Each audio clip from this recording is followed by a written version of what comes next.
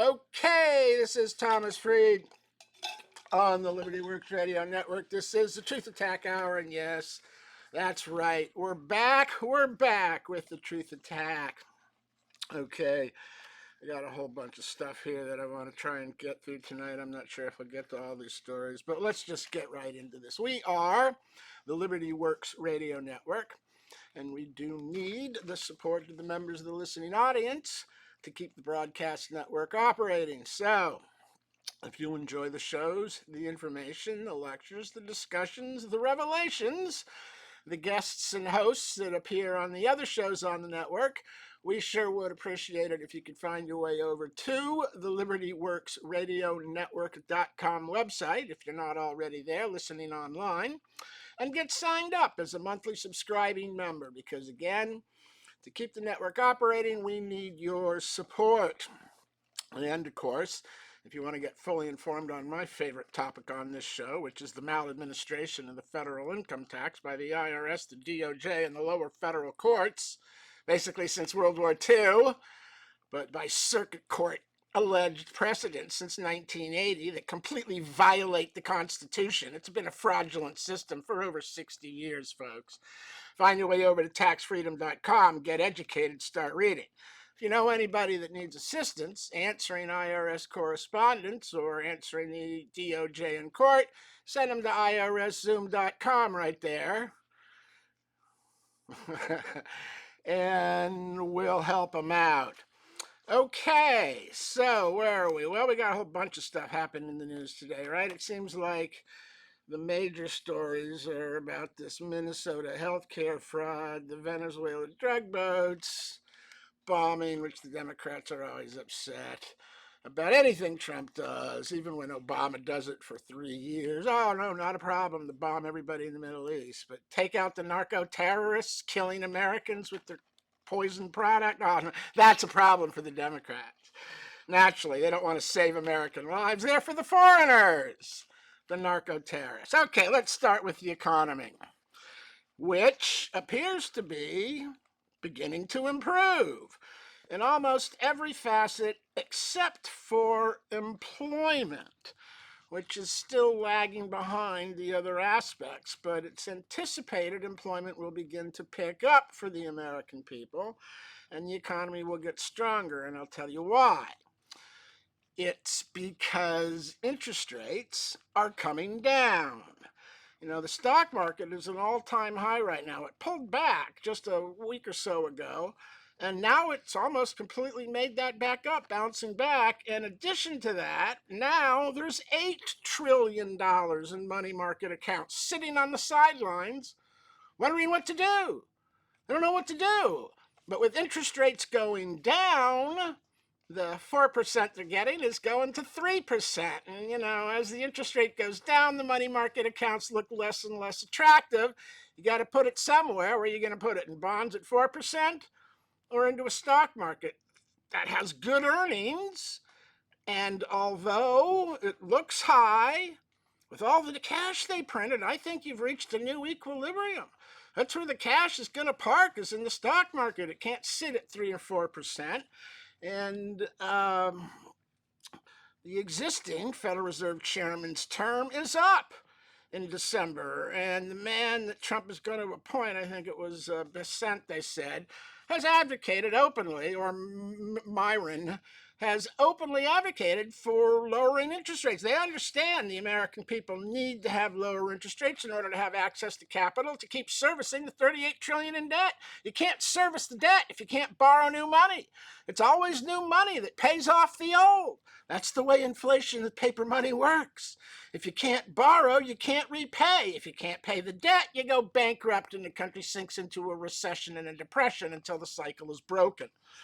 So interest rates were just lowered by this chairman. It looks like they're going to get lowered again in December because the employment report was so weak. But the stock market's at an all-time high, both the NASDAQ and the Dow Jones. There's $8 trillion sitting in the sidelines. Interest rates are going down. Inflation is down at below 3%. So Trump has killed Biden's horrendous inflation in 7 months. And of course, it hasn't quite reached Main Street yet. Well, gas is at $3 a gallon, which is the most important thing in reducing energy. Is the price of in reducing inflation. The most important thing is to reduce the price of energy. I've said this over and over again. Energy is the cost element in every single product. That when energy goes up, the price of gas, the price of diesel, the price of electricity, the price of natural gas, when those energy sources go up, which they did under Biden because he's trying to shut down carbon and pushes electrical EV nonsense with no network to to recharge the cars. But when energy goes up, the price of everything goes up. And of course, I pointed out they printed $16 trillion in COVID, and all that money ended up in the institutions, not in the hands of the people. And that's why you got $8 trillion sitting on the sidelines of the market, wondering what to do. Oh, we can't put it in now, it's at a high. Well, what do you want to do, 3%? That doesn't pay. So the interest rates are going to get lowered again in December, and that's going to set the market off on a run into Christmas. And then you're going to get the new Federal Reserve chairman who's going to cut interest rates again, maybe as much as a half a point. So the stock market is headed for a lot of good news, which means that money is going to move out of money markets and bonds and over into the stock market as it starts to go up and these interest rates drop, which are always good for business because not only can the Main Street get access to the capital at a lower interest rate, so can the businesses. And Trump has brought in, with his tariff deals, some $18 trillion in promised investment in American business and development and production from foreign countries. The Middle Eastern wealth is investing here. The Japanese are investing here. Over and over, he cuts deals to have wealth come back. NVIDIA is building out here. The microchips are building out. So Trump is turning on all of the elements that should ultimately result in a much stronger economy for everyone, including labor. And everyone's yelling and screaming about AI, it's going to ruin the job. No, guys. Digital doesn't destroy jobs. It destroys some jobs. But it creates many more than it destroys. Look at the computer revolution. Computers were going to ruin everybody's job. No, it made everybody a computer operator and able to do more. So they needed more people to do the expanding business that computer efficiency allowed. And you're going to get the same thing with AI. It's going to be a short-term hit on employment as people adjust. But as the AI and investment economy that Trump is stimulating begin to take off, people are going to make the transition from the buggy whips to the chips. So, but I think the economy looks good. It's getting stronger. I know the employment market is tough. I know everyone's yelling about affordability. And I've said before, the way to solve the affordability crisis is to stop withholding the income tax. It's a fraudulent tax. It doesn't go to the Treasury. It doesn't fund the government. It steals 20 to 30% of everybody's paycheck. If you want to provide affordability to the labor class, everybody in America that's working, stop withholding the income tax. Let Americans take home 96% of their pay, 94%. You keep the 6% there, Social Security. 94%, that gives everybody an effective raise, which gives everybody more capital to afford the higher prices in this Biden era crisis created by his inflationary energy policies, which Trump has completely reversed and is working on getting gas to go even lower, diesel to go even lower, natural gas to go even lower. And if you can, you might actually get some retraction in the pricing of the goods on the shelves at the stores, because normally you don't get inflationary price increases back when the inflation drops. The inflation drops from 9 to 3%. But the prices don't come back with it. The inflation is just the rate of increase. When the rate of increase decreases from 9% to 3%, it takes a lot of pressure off because it's not going up as fast anymore. But it's not going down at all. It's still going up 3%. So it's rare to get back inflationary price costs on consumer staple goods. In this case, I think you might actually see some because the inflation was created by the energy, not actual cost increases inside the production systems that exist for these things. It was all artificially imposed by bad Biden energy policy, which doubled the energy cost, which caused producers of everything to have to raise their prices, at least temporarily, while they have to pay the high fuel prices. And the key to getting back the price increases is keeping energy cheap. You need cheap electrical, nuclear plants. You need cheap gas, drill baby drill. You need cheap natural gas, frack it till it's done. And you need cheap oil. And that is how you improve your economy and give everyone another chance as you make it possible to do things with energy and capital. And without energy and capital, you got nothing. You got nothing. Go ahead. Go ask the people in Africa without energy. Go ahead. Go ask the people in China without capital. Ask them how it's going. Okay, so affordability. Terminate the withholding of income tax. That's how you do it. What's the Republican plan? They don't have one. What's the Democrat plan? They want prices to go back up again. They want to shut down petroleum. They're going the opposite direction. Now, what Trump is proposing is that he's going to get rid of the CAFE standards on the car and fuel efficiency standards that Biden jammed in place to try and drive people to the EV nonsense, which subsidies are ending.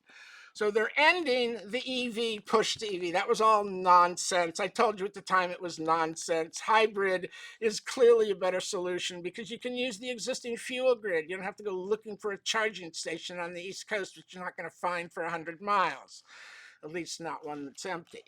So, and he's trying to give a break to the automakers on tariffs for parts and automobiles. And, you know, I say, well, gee, that's nice. You're going to try and make cars more affordable. Well, how does that work out for the common guy? Hey, guys, come on in and buy my $30,000 brand new car. Oh, that's too expensive? Okay, we'll give you 10% off. Come on in and buy my $27,000. What? You can't borrow $27,000 from the bank at 8%? Gee, you know, I guess making cars cheaper isn't really going to do the trick, is it? They're already too expensive. Buy a 1 or 2-year-old used car. Don't buy a new one. They're way too expensive. You can pick up a 3-year-old Ford 150 for $25K. Of course, it drinks fuel like a camel drinks water, but oh, hey, let's not go there. So I don't think lowering the price of cars is really addressing affordability. What it will do is it will help the car dealers sell more cars, and they kind of need to do that because they're suffering because under the Biden administration, they stupidly followed the Democrat advice to convert their companies to build EVs, and now the cars aren't selling. They're sitting on the lot. The factories can't build. They converted the systems, and now they can't sell the product they converted to. And that's what happens when you let politicians drive your business, is you get driven underground out of business or into the business of begging for subsidies from the federal government. So I don't think making cars affordable is the way to go. You want to make it affordable? Stop withholding the fraudulent income tax. Okay, you know, I think I hear the first commercial break coming up. So this is Thomas Freed on the Liberty Works Radio Network. I want to encourage you again to find your way over to our website, libertyworksradionetwork.com, and get signed up as a monthly subscribing member. Now, when we come back, we'll get more into some of these other stories. We'll be back in 5.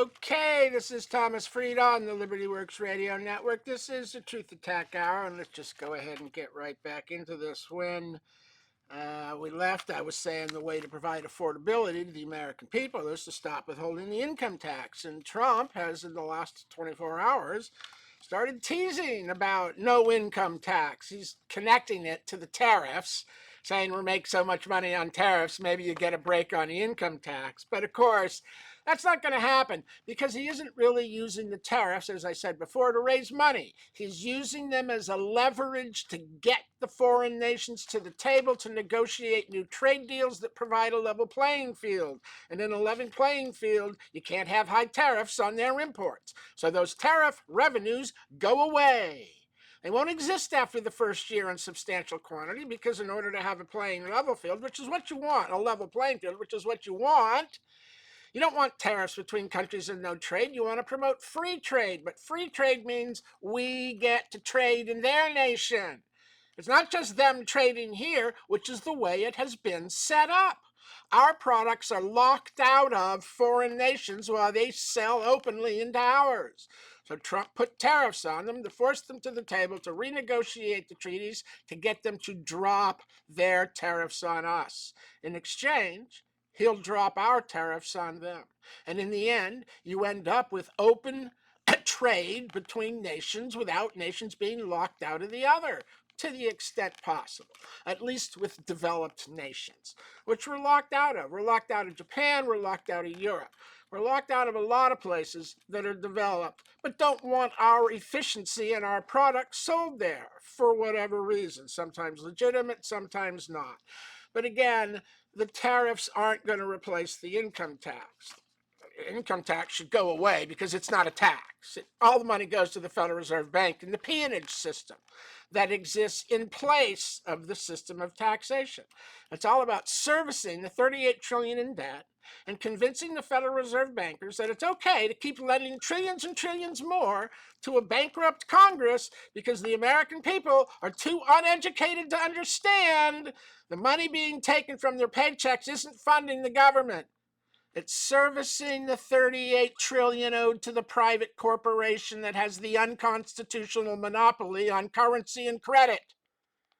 It's the peonage plantation debt service system from the 11th century, where the peons all have a little plot of land, i.e. your job, that they have to work at all year long, but come harvest time, April 15th, the master on the hill comes around and tells all the peons how much of their annual harvest they have to turn over to the master so that he can pay his debts. And the peons get no say at all and who the debts are owed to or how the money is spent. And the master takes the money and uses it to pay his royal court, his consultants, his contractors, his whores, his prostitutes, his entourage, oh, his munitions suppliers, his army, oh, and let's not forget his king. So in our analogy, the American people are the peons working the plantation under the overseers, which are the companies keeping the slaves in line, who owe a duty to the master on the hill to perform for the master on Capitol Hill, Congress, who takes the money and spends it recklessly buying votes and enriching their own family, friends, and business partners, and oh yeah, keeping the whole system going by letting all the money flow to the Federal Reserve Bank first to convince them that the American people are still sufficiently duped to keep working for the institution instead of God. Because, of course, when they take 20% of your money, there's nothing left to pursue your beliefs in, is there? There's barely enough to survive, which is what the affordability problem is all about, right? Right. So, it's a fraudulent system. The income tax should go away, and if you see this as a viable solution to providing affordability, call the White House. Tell Donald Trump to take a look at all the information he's been sent about the fraudulent income tax and think about providing affordability by ceasing the withholding of it, which he's in charge of. He's in charge of this. All he has to do is tell the American people, fill out a new W-4, claim exempt, and tell the IRS to not interfere in the claim. He can do this. He doesn't need Congress to change the law. It's right there. Claim exempt, 3402N. Nancy, isn't that ironic? 3402N, Nancy. The key to your freedom. Trump can do this. Call the White House. Tell them. I've sent them all the information. They all know it. Which is why I know he's not being honest with you when he tells you he's going to trade income tax for tariffs. He could have done this months ago when I sent him the information. Maybe he'd be open to it, but it ain't going to happen on the basis of tariffs. I can guarantee you that. Okay, so let's move on here. Next topic. Let's move to this Venezuelan drug boat bombs where Trump is attacking the narco-terrorists smuggling in the fentanyl poison that's killing 100,000 Americans. So the government is actually moving against the cartels, killing Americans and bringing in foreigners for the first time in what? 20 years? Ever? And Trump is doing it effectively. They're knocking the boats out. They're knocking the narco-terrorists out. And the Democrats are all raising Cain about how they're bombing civilian boats and shipwrecked sailors. What friggin' nonsense these idiots are. Obama bombed Syria for what? 3 years? 16,000 bombs? And nobody said a word on the Democrat side. Oh, and they're bombing the Middle East. Perfectly okay. Nobody said a word. But when they're bombing the narco-terrorists that are actively invading and killing Americans, oh, now they protest. Now they protest. What the hell is wrong with the Democratic Party? You're protecting narco-terrorists murdering Americans with their product? 100,000 people a year? Are you insane? How is there anybody left in this country supporting this party? It's just mind-boggling. And of course, in conjunction with bitching about using military to defend our borders, our territory, and to stop narco-terrorists and drug smuggling, they got 6 senators, Democrat senators, coming out saying the military should refuse illegal orders. Now, how nonsensical is this? What's an illegal order? The judges don't know. Half of their decisions get overturned. The judges don't know what an illegal order is. You want an enlisted man with a high school education to determine what's illegal or not? That's called mutiny. You get shot for that in the military, imposing your judgment in place of your military commander. I mean, the only time a soldier would have the actual right to impose that mindset of his own in place of an order is when he was actually ordered to shoot in the head an innocent civilian, woman or child. I mean, that's the only circumstance I can think of where you would actually know the order is illegal. Being told to murder an innocent party. Now, narco smugglers aren't innocent parties. They're waging war on America. And they chose to do it. So they'll reap the consequences of having done so. And that's the name of that tune. So the Democrats are insane. The judges don't know what's illegal and what's not. They can't decide. These questions have to be settled by the Supreme Court every single time.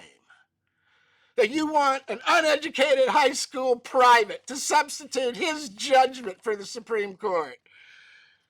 These people, I mean, this is on the verge of inciting insurrection and rebellion, inciting disobedience to orders. This is right on the edge of prosecutable criminal behavior to incite within the military insurrection.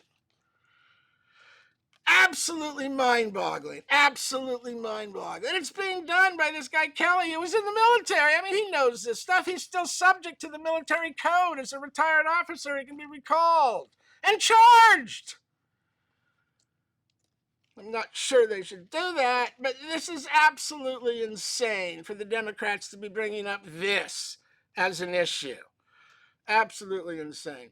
Okay, what else do we got here? Oh, let's talk about the Minnesota healthcare fraud. Of course, it's come out that Trump's Doge and other efforts to uncover fraud and waste and abuse that can be eliminated has uncovered a multi-$100 million fraud scheme in Minnesota occurring in the Somali-based community, where apparently when they let in all of the Somalis, they also brought in their culture of corruption and theft, which is a big part of what happens in Somalia, which is why they run and leave and don't want to live there. The government's so corrupt it can't exist.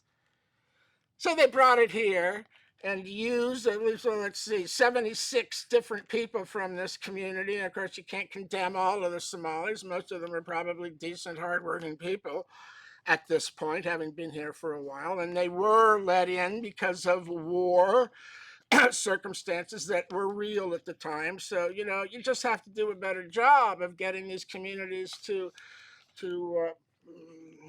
melting pot, join the American people together in a cultural union rather than a diversive existence.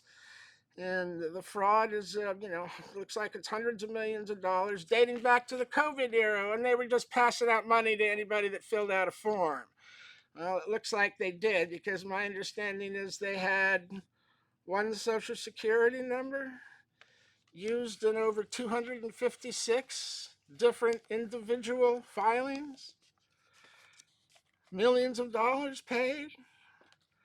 So anyway, they're after that. They're talking about going after Walls because it turns out the people administering the Minnesota Medicare, Medicaid programs and the money had blown the whistle on this and filed objections and complaints all the way up to, well, it would have been the Minnesota Governor Tim Walz's cabinet at least, exposing this fraud, and they buried it.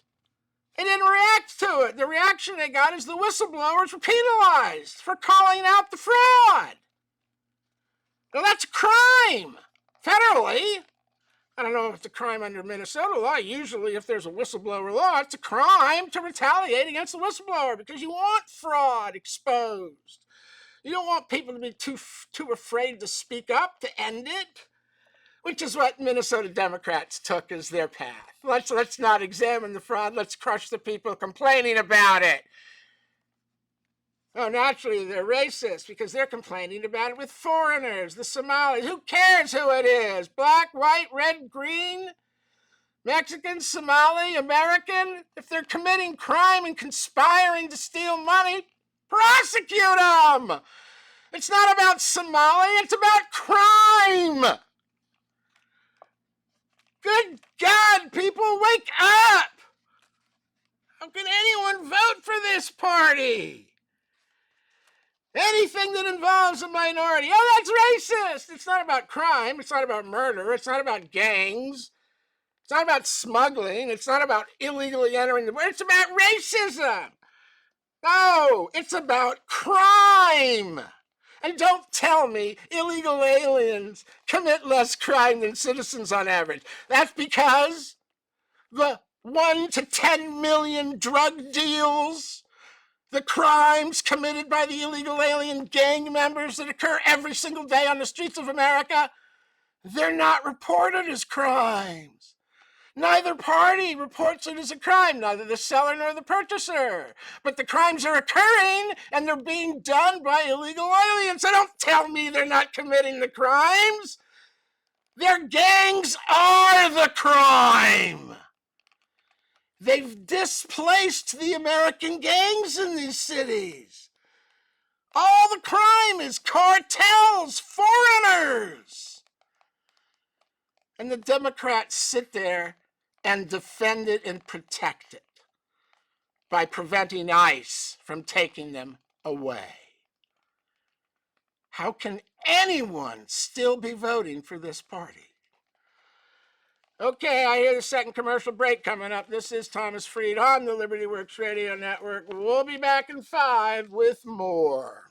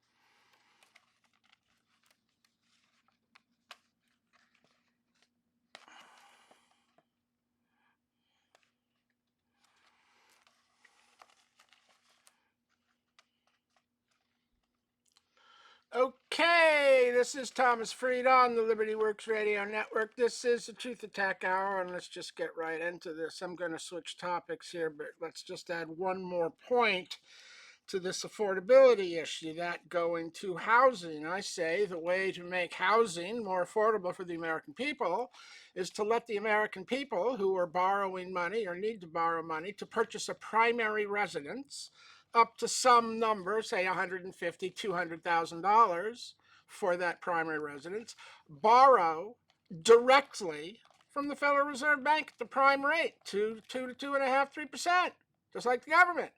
If we're going to have a paper bank that prints money, let's make it work for the American people by giving them access to it for primary residences at the rate.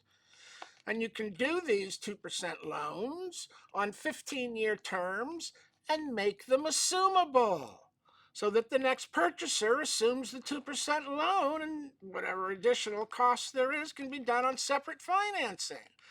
Unless he's making a primary residence purchase, in which he'll get the rest of the loan at 2%.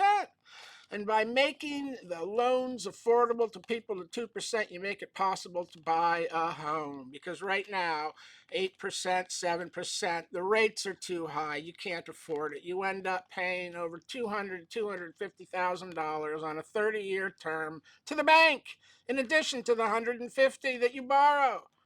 You virtually become a slave. Oh, and what they proposed? A 50-year mortgage. Oh, my God.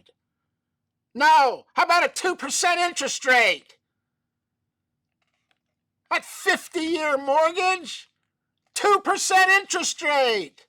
Assumable. Primary residences only. No vacations, no condos, no second and third home purchases. Do that on private financing. Why should the banks be getting wealthy because the American people need a roof over their head? Why should the system work for the banks and the bankers, but not the people? You're being raped. Wake up. Wake up. You're being raped. Okay, I got something else here I want to talk about. I saw Secretary of Education Linda McMahon on the news, and she was saying exactly what I've been saying. You've got an education crisis on hand. The kids coming out of the public schools at high school cannot read or write at grade level. In Baltimore, they don't have one single student that can do math at grade level, although I bet they probably got one now because they lowered the standards for grade level. You have an education crisis. The kids know nothing. There's all sorts of YouTube channels where interviewers do man-on-the-street interviews asking really, really simple, basic questions. And the kids, at these college-age kids, high school graduates, they're not talking the minors. Actually, the minors are the smart ones. There's always one minor in the background that knows the answer. You know, it's got no friggin' idea at all. I mean, basic questions like who fought in the Civil War? Who'd we fight in the Revolutionary War? What year did we get our freedom? When was World War II? People can't answer these questions. What country is the Panama Canal in? You tell them the answer in the question and they can't answer the question. There's absolutely no ability at all to do critical analysis, neither in writing or orally, because the minds aren't being trained to think. They're being trained to do what they're told. And the new math, oh, count the sticks and put them in groups of ones and tens and hundreds and thousands. Time's up. Test is over. Oh, I only answered 3 questions. Well, you had 45 minutes. Well, I had to put them in groups of singles and ones and tens and hundreds and then cross multi. They can't do the math. They're not being taught to learn the times tables through 12. Hell, they're not learning the tables through 10. How are you going to do math if you don't know the tables? Come on, people. I mean, really? So she is right. We have an education crisis. And of course, it's the result of the federal government being the educational authority and setting the curriculum, lowering the standards, demanding the states get on board in order to get dollars to fund the schools. So the standards get watered down and the government produces literally idiots. Not good for anything except putting their hands out and standing in line begging for welfare. And of course, that's what the government wants, isn't it? A subservient population that is dependent upon the government largesse and welfare so that they can constantly exercise more and more control in order to continue this population's subservience by offering more and more, allegedly more and more aid that never materializes. Everything just keeps getting more expensive. Dumbing down the American people through failing public schools based on a federalized central curriculum is part of the plan to keep the American people enslaved to the political class and working for the bankers and Washington, D.C., instead of their own community, their own state, and God, as they see fit. You can't serve two masters. It's either God or the institutions of man. When you give up your economic power of your paycheck, you are serving without a fight. You are serving the institutions of man and denying yourself the opportunity to do as God might direct you with the allocation of those resources to people that actually need help in your community, rather than $200 million politicians in Washington, D.C. like Nancy Pelosi. Which will it be? Who will you serve? You cannot serve two masters. You've been duped since 1936 into believing the false promises of man and government to secure your Social Security. Well, how secure does it feel? It's a fraudulent system. Why is the government trying to give Social Security to Warren Buffett, Donald Trump, and Bill Gates? What the? Billionaires! Social Security for billionaires. And of course, the money's coming from the poor minority community, whose paychecks get docked at 30% when they check single and zero. It's a reverse welfare system intended to enslave the poor who don't live long enough to draw the benefit and buy the votes of the insecure elderly who never want to spend their own money. They'll take whatever the government offers. So you got millionaires with their health care getting paid for by the government. No wonder there's no facility for the poor. All absolutely backwards, intended to enslave, not represent, not serve, and not care for. Okay, where are we going next? So she's absolutely right. You know, it's about creating a dumbed down population through public schools that will endlessly serve. Well, it's the 38 trillion, endlessly call out for more, endlessly call out for more taxation of the productive in order to pass the money out amongst the poor so that they can share the wealth. The problem is, it doesn't share the wealth, it destroys it. Wealth is only wealth when it's accumulated and can be used as a leveraged asset to borrow to build. When you pass out the wealth, there's no asset to leverage anymore. It all gets drunk or smoked. Sharing the wealth destroys the wealth. When you give money to people who don't really know what to do with it, they don't know what to do with it. They buy $100,000 gold chains instead of putting the money into a college education fund for their child. Or $300,000 cars. Oh, yeah, that's a good use of money. Sure, right. In your neighborhood, you needed that. Absolutely, no question about it. What are you going to do?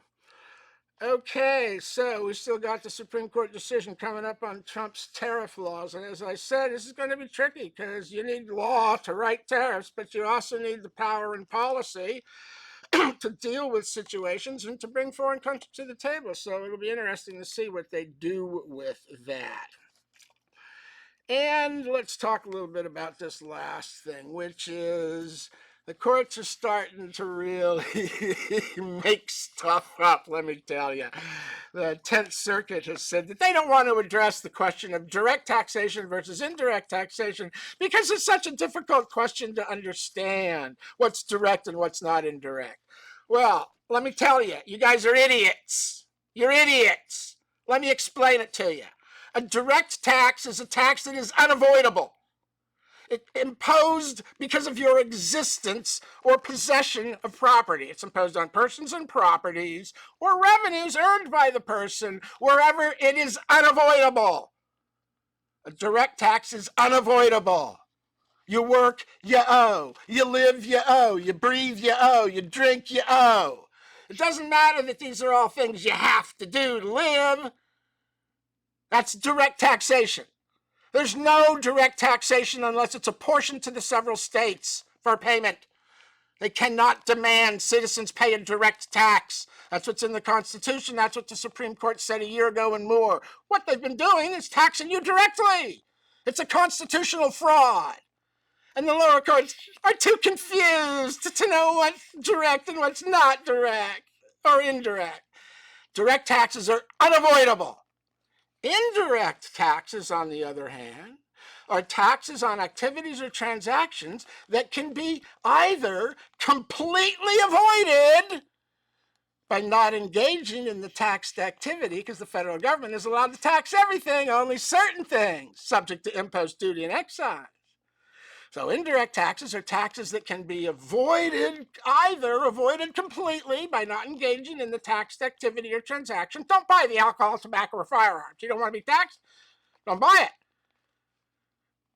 it. Or the tax can be avoided by taking advantage of a mechanism in the law that shifts the burden of the tax from the payer of the tax to the pocket of some other party from whom which the tax was collected. Like a sales tax paid by a store that never pays tax out of its own pocket. It only turns over the money collected from its customers. So while the store is responsible for paying the sales tax, it never pays it out of its own pocket because the burden is shifted to the customer, who thinks he's the taxpayer, but he's not. He thinks he's the taxpayer because the money that pays the tax is coming out of his pocket. But he's not the taxpayer because he's not the party or the person made liable by statute for paying the tax into the treasury. That burden falls on the store, who is the actual and only taxpayer. The customer is not the taxpayer. He has no legal duty to interface with the treasury. And we have exactly the same situation in the federal income tax. It's the withholding agent and the employers, the tax collectors in the 1913 law and the 1945 law that are required to pay the tax to the Treasury. Nobody else, only the collectors who have collected it from taxable transactions and activities. And the employer, of course, only collects it because the employee thinks his employment is taxable when it is not. So indirect taxes can be avoided or the burden can be shifted by a mechanism in the law. Direct taxes cannot be avoided. So now you tell me, for the last 75 years since World War II, what's the income tax been? A tax you can avoid legally or shift the burden? Is that how they've been enforcing it? As a tax you can avoid?